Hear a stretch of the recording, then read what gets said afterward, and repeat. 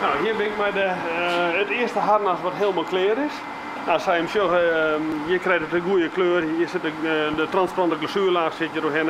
En alle details die in het oorglazuur dan een beetje onduidelijk zijn, die ben nou al in zicht komen.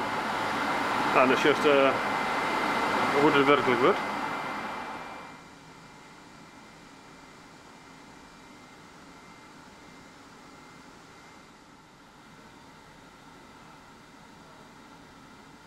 Het is wierengreuter, dus het is een oudjetsel van een echt harnas wat ik dagelijks gebruikt wordt. Nou, daar is hij van oudjetten. Nou, dan heeft natuurlijk te maken nog met de krimp van het porselein. Nou, dus hij wordt er plus minus 10% lichter dan het origineel.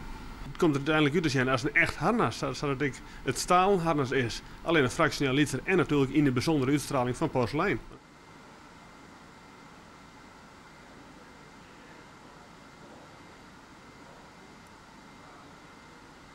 Ja, dit is eigenlijk zo'n beetje zenuwwerk.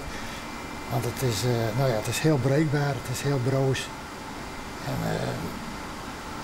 En je hebt er nou, je bent er wel een halve morgen mee bezig om dit gedeelte uiteindelijk een beetje in orde te krijgen.